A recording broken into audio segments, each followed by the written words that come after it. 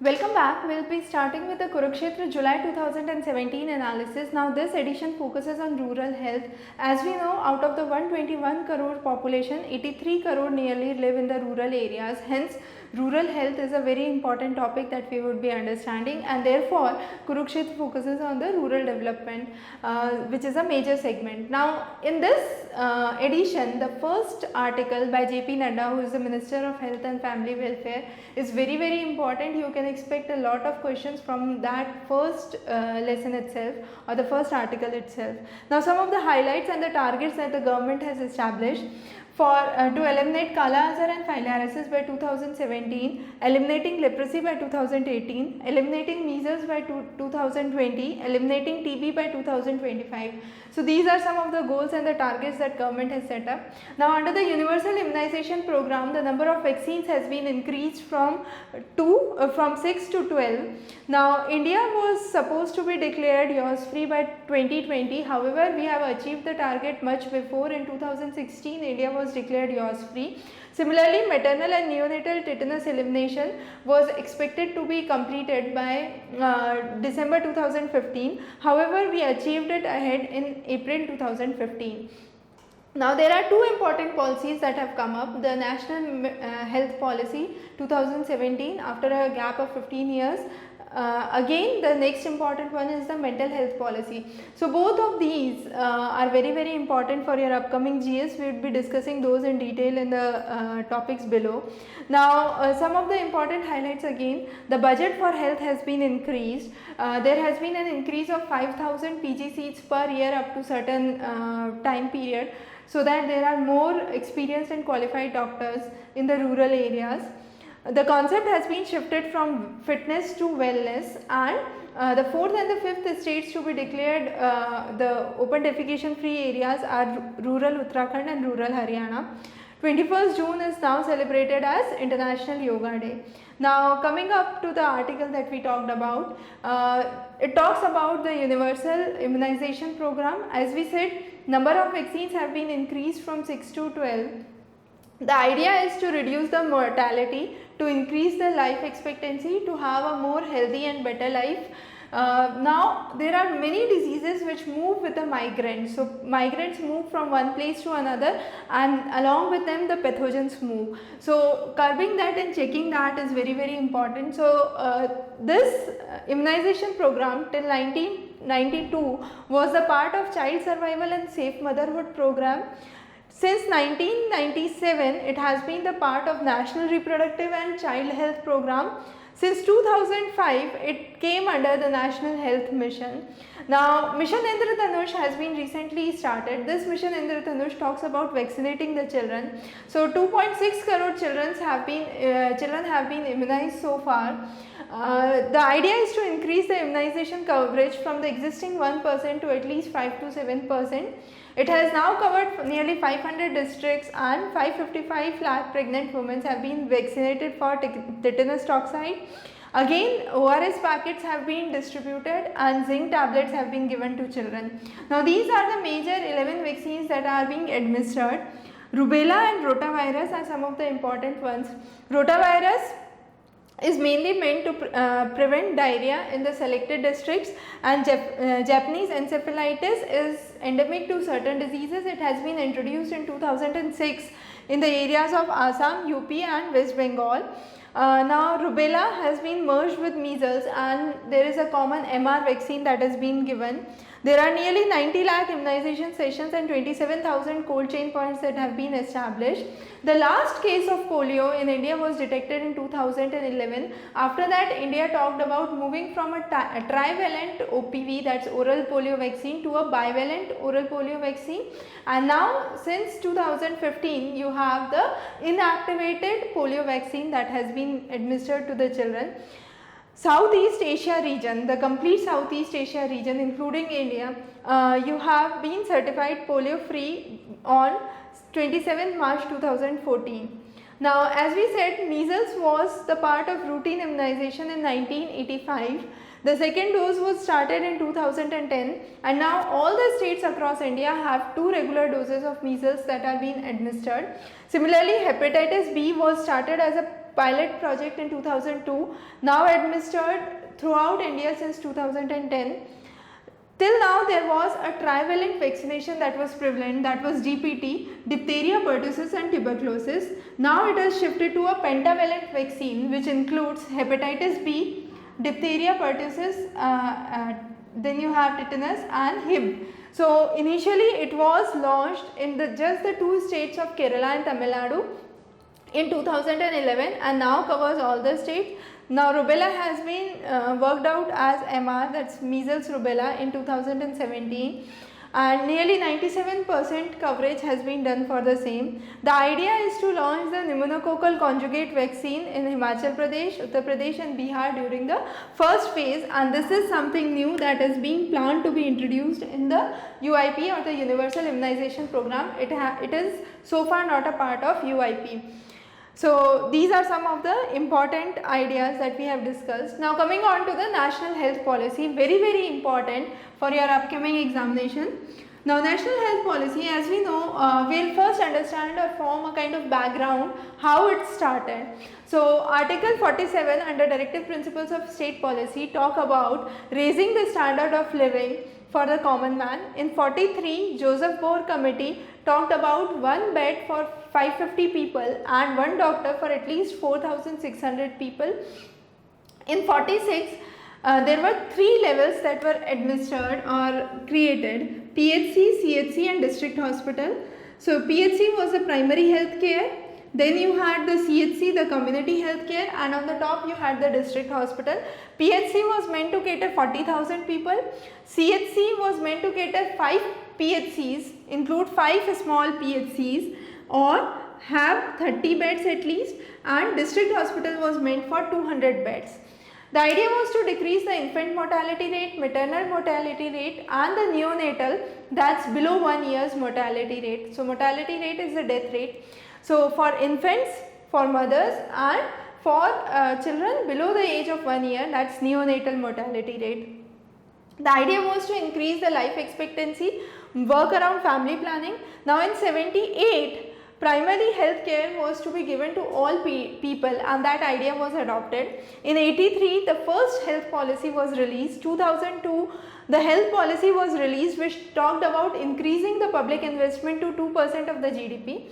In 2005, National Rural Health Mission was started, and now comes the National Health Policy that we would be discussing today. It includes 4 components. The first is the rural health, urban health, tertiary care and human resource for health and medical education.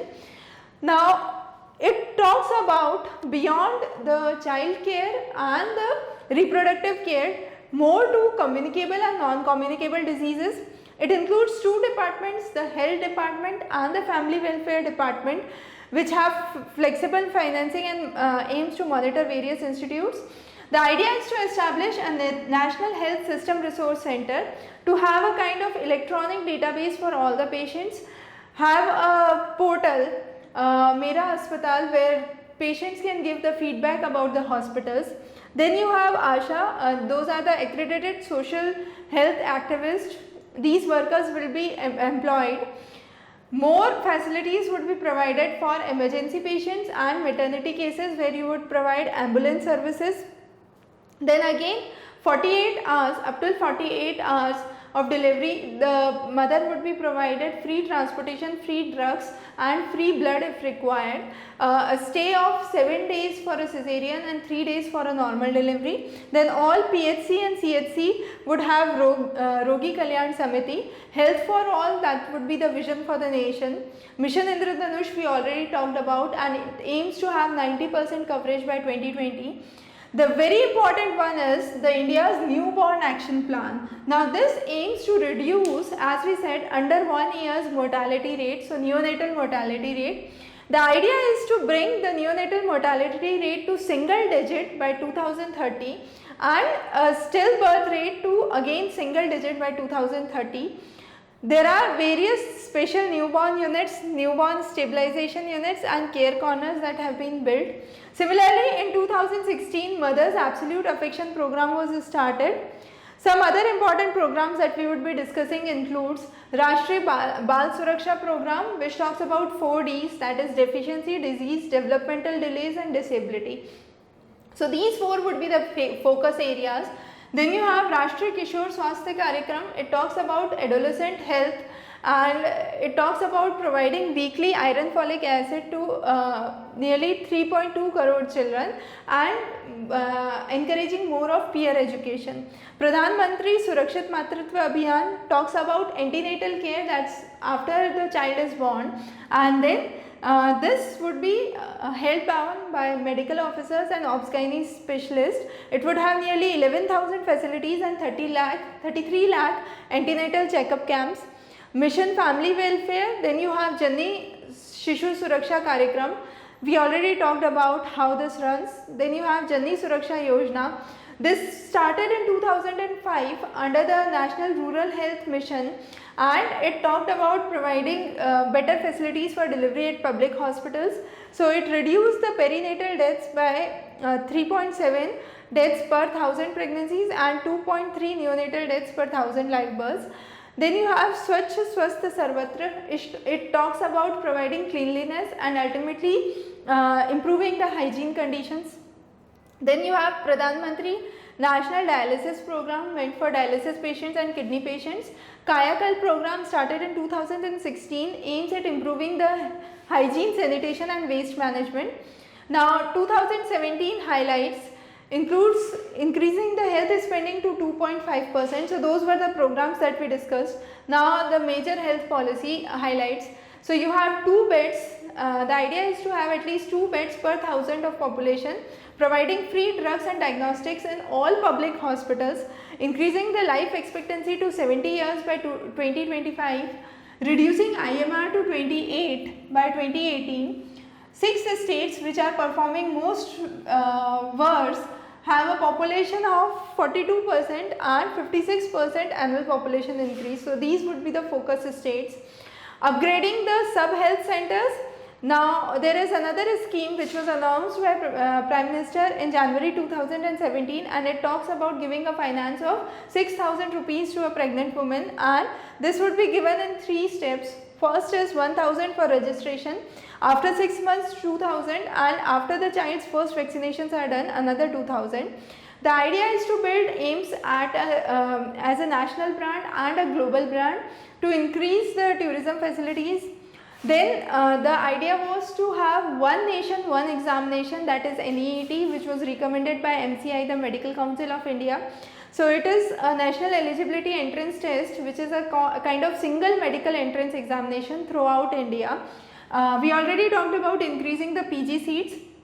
Then nearly 71 hospitals have started with online registration desk. So you need not to rush into the hospital for the registration and then have a checkup. The idea is to provide affordable health care, shift from PHC or the primary health care to a kind of comprehensive care where you have more specialists that are involved, retain the doctors in the remote areas, because the statistics reveal nearly 83% have to commute 100 kilometers for the medical checkup and medical well-being. So the idea is to retain more doctors in the rural areas, bring in the concept of telemedicine, which we will discuss later. So what would happen is the PHC would not even have a doctor, there would be paramedics that would be sitting in the PHCs, and everything would be remotely controlled, and the doctors would have a kind of remote suggestions that would be given to the patients. So those kind of ideas are being worked around for the rural areas. Assurance based approach. The idea is to focus on the API. Now API is very important. So this was a question for this prelim. So again very important, national health policy. Idea is to promote teleconsultation, we already talked about. It would have a national knowledge network for teleconsultation, maintaining the electronic health records as we said. Now infant mortality rate and maternal mortality rate, these are considered to be the highest in the world with 1/5 of the global maternal mortality rate. Now maternal mortality rate is the number of maternal deaths per 1 lakh live births. So in 2013, if we talk about the statistics, MMR was 167, IMR was 41 and the neonatal mortality rate was 27. So nearly 70% of the infant deaths and half of the under 5 deaths occur in the neonatal period. The major cause for this is diarrhea and pneumonia. So we have discussed those. So pneumonia 16% and diarrhea causes 12% of the deaths. Both of these together causes 56% of the post neonatal deaths. Now, as per the statistics, there are 3 million deaths by malnutrition per year and 165 million children are stunted or have disabilities which are either cognitive disabilities or physical disabilities. Now, there is another program, that is NCH plus A, that is Reproductive Maternal Neonatal Child Adolescent Health Strategy for adolescent. So it talks about continuous care for adolescent mother and child in 3 areas. One is facility based, outreach programs and home and community services. Similarly, you have the Village Health Sanitation Nutrition Committee and the Village Health Nutrition Days, where you have the first contact primary health care. You have once every month at Anganwadi, and then you have vitamin A, anti-TB drugs, calcium tablets that are distributed here. Again, one of the important programs is WASH, that is water sanitation and hygiene. Now, India, you have 27.4 per lakh mortality that is associated because of the unhygienic wash practices. Only 18% of the rural households get treated water, and this is further very less, around 2% in Bihar, Assam, Jharkhand, West Bengal and Odisha. 70% of the rural areas have open defecation. So all these are something that needs to be worked around. Open defecation is one of the major causes of diarrhea, and nearly 2000 children aged less than 5 succumb to diarrhea every 40 seconds. Life is lost. So those are some of the statistics we really need to follow on. So you have some of the important statistics here. The sub health center, which is smaller than the PHC, it is for a population of 3000 in a tribal area and 5000 in the plain area. It usually covers 4 villages with a 20 square kilometer area. Next to it you have PHC with 20,000 in tribal area and 30,000 population in plains, and it covers 25 villages. CHC covers 80,000 villages, 80,000 population in tribal area and hilly area and 1,20,000 population in the plains, and covers nearly 120 villages. There are various programs for WASH. First is the Rural Drinking Water Program, the Rural Drinking Water Quality Monitoring and Surveillance Program. Both of these started by Ministry of Drinking Water and Sanitation. Now, which program is started by which ministry is again very important, so keep a note on that. Then you have Jalmani program for safe drinking water, Swachh Bharat Mission Grameen version, that's for the rural areas. You had providing urban amenities in rural areas. That was the vision of Dr. Kalam, started in 2003, has been continuing. And our urban mission, that is by Ministry of Rural Development, and it talks about creating our urban clusters, providing separate toilets for girls in the schools. Now, some of the health hazards and the works that have been done. There is a shortfall of 12% of sub-health centers, 16% PHC and 50% community health centers in India. 86% of the visit is done up to 100 kilometers, as we said. 70 to 80% of the expense is borne out of pocket. Many of these people have to take loans for medical treatment. Water related diseases is one of the majority killer, with typhoid, cholera and diarrhea as the major diseases spread by contaminated water. Then you have mosquito borne diseases that have been spread. Then AIDS and HIV awareness is again very important, where you have 2.4 million people affected by HIV, of which 39% are women. Now, Sustainable Development Goal 3 and 6 are the two goals that come under this. Goal 3 talks about good health and well-being, and Goal 6 talks about clean water and sanitation supplies. National Deworming Day is being celebrated, where the dose of albendazole has been given to 75 crore students between the age of 1 to 19 years. Then you have Nirmal Bharat Abhiyan, which talks about universal toilet coverage by 2022. The disease control program. Then there are various vacant positions at the PHCs. There are vacancies for surgeons, obs-gynae, physicians, pediatricians and radiologists in the rural area that needs to be fulfilled. As a result, government is increasing the seats for the postgraduate courses. Now if we talk about the rural urban divide, we have a clear cut scenario here. The antenatal care is much better in the urban areas. The same is the case with the postnatal care. Under 5 children who are underweight are much higher in rural areas. The knowledge about HIV and AIDS is much less in the rural areas. The sanitation facilities are very far better, I would say, in the urban areas, and again the clean fuel for cooking is available ample in the urban areas, but has a very poor scenario in the rural areas. So these are some of the things that needs to be focused and worked around. Now comes the adolescent health. When it comes to the adolescent health, India has nearly 200 million adolescents, of which 60% live in the rural areas. Now 33% of the diseases and 60% of the premature deaths occur due to the incorrect practices that are adopted during the adolescent periods. That can be due to drug abuse or similar activities. So idea is to increase availability, accessibility and partnership in rural areas for more works. Then you have ARSH clinic, that is Adolescent Reproductive and Health Services. Rajiv Gandhi scheme for empowering the adolescent girls, and Balika Samriddhi scheme that aims to change the negative attitude towards the girls. Now comes a very important topic, that's telemedicine. So two of the topics are very important for this lecture. One is the National Health Policy 2017 and the Mental Health Policy 2017. The next is telemedicine, and another important one is Ayush, which we would see later. So telemedicine talks about a doctor being treating you when he is sitting remotely. So you are, let's say, in a village and the doctor is located in the urban area. So through the computer network, through the Wi-Fi, Bluetooth connectivity and IoT, that's the Internet of Things, you would be asking the questions to the doctor, and doctor would be working around your problem. Similarly, surgeries could be done remotely. So all that comes under telemedicine. In 25, Hugo Grensberg started with the idea of robot fingers and radio technology under the name of teledactyl. NASA in 1916 led telemedicine to space. Then you have, it talks about remote consultation, remote monitoring. Some of the health kiosks and PHCs now need not to have a physical doctor, but they can work around even with a paramedic doctor.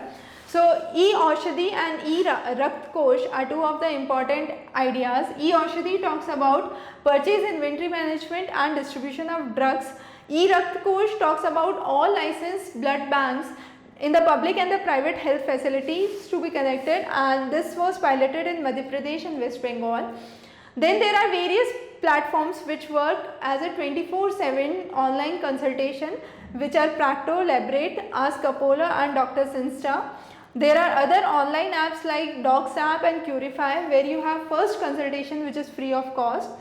Ilvoco Systems talks about a offline online model which has been partnered with AIIMS Patna.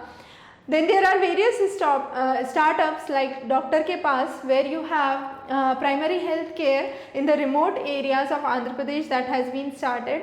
Sehat is another program where doctor can be consulted online and drugs can be ordered online. There are teleconsultation programs which are working with Apollo and Medanta. It consists of a VSET system, some of the X-ray machines, ECG machines and so on. Now, rural India has a huge potential because there are nearly 500 million wireless telephone subscribers, and it is growing at a rate of 1.05% per month. So there is huge potential for telemedicine network in the rural areas. The idea is to make the people initiate the problem, then bring up the initial cost, and then the call for the action, what should be done. There are various communication platforms that have come up and slogans that have been coming up with the government. For example, for Pulse Polio program, there was a slogan, Do Boon Zindagi Ke. For family planning, there has been a slogan, Hum Do Hamare Do. So all these are kind of awareness activities that have been led by the government in the rural areas. Now, similar to the missions that have been led in India, there is a good example from Mozambique, where you had a kind of immunization program that was done by door-to-door canvassing. So you had a door-to-door mission to spread more awareness about immunizations and vaccinations. Now comes a very important topic again, Ayush. This is a kind of alternate therapy approach that would be followed. So it includes Ayurveda, Yoga, Unani, Siddha and Homeopathy. Now India, you have the highest practitioners and users of homeopathic medicine throughout the world. Indian system of medicine is known for its diversity, accessibility, affordability, low cost. Then you have the conventional method and high acceptance in the public. There are nearly 6,000 to 8,000 species of medicinal plants which are documented in the medical literature. 300 species of medical fauna, that's the animal life, 70 metals and minerals that could be used. Now the potential areas are northeastern states, Jharkhand, Uttarakhand and Chhattisgarh.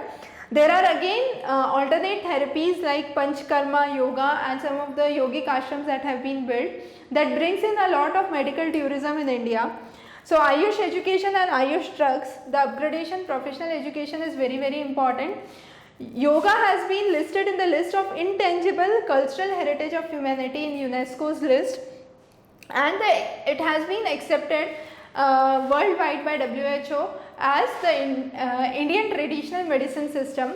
Similarly, there is a less known traditional health tradition which is known as Sowa Rigpa. It is one of the oldest surviving health traditions of the world, which is around 2500 years old, practiced in the hilly areas of Leh Ladakh, Himachal Pradesh, Arunachal Pradesh and Sikkim, and it talks about energizing by the 5 cosmological physical elements in the formation of human body.